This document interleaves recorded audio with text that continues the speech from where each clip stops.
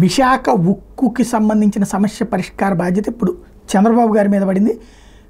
తాజాగా ఉక్కు కర్మాగారాన్ని ఆర్థిక సమస్యలు వీడలేదు. అధికారులు, ఉద్యోగులు, కాంట్రాక్ట్ కార్మికులకు మే నెల జీతాలు ఇప్పటివరకు ఇవ్వలేదు. పెన్షన్లతో కలుపుకుని సుమారు 100 కోట్లు చెల్లించాల్సి ఉంది. మే నెలాఖరున 120 మంది ఉద్యోగులు పదవి విరమణ చేశారు. పీఎఫ్ కంట్రిబ్యూషన్ మొత్తం ఒక్కొక్కరికి 40 లక్షల నుంచి 50 లక్షలు ఇవ్వాల్సి ఉంది.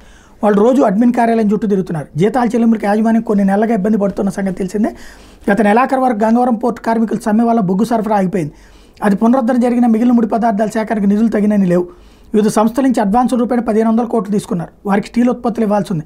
సామర్థ్యం మేరకు అవసరమైన ముడి పదార్థాలు లేకపోవడం వల్ల ఉత్పత్తి పూర్తి స్థాయిలో చేయలేకపోతున్నారు. రోజుకు 3 బ్లాస్ట్ ఫర్నేసుల ద్వారా 15,000 నుంచి 16,000 టన్నుల ఉత్పత్తి కావాలి. కానీ ఇప్పుడు 11,000 టన్నులు కూడా దాటడం లేదు.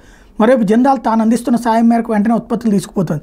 నిల్వలు ఏమీ ఉండటం లేదు. మార్కెట్లో స్టీల్ రేటు బాగున్నా తగిన ఉత్పత్తి చేయలేకపోతున్నారు. ఈ నేపథ్యంలో సీఎండీ అతుల్ భట్ ఢిల్లీ వెళ్లి కొత్త ఉక్కు శాఖ మంత్రిని కలిశారు. స్టీల్ ప్లాంట్ను కోలుకోవడానికి 3,000 కోట్ల ఆర్థిక సాయం చేయాలని కోరారు. అక్కడి నుంచి సరైన భరోసా లభించలేదు.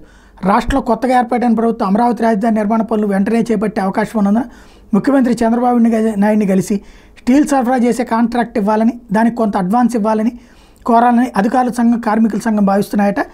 ఎవరో ఒకరు ఆర్థిక సాయం చేస్తే తప్ప ఉద్యోగులకు జీతాలు కూడా ఇవ్వలేని పరిస్థితి ఏర్పడిందట.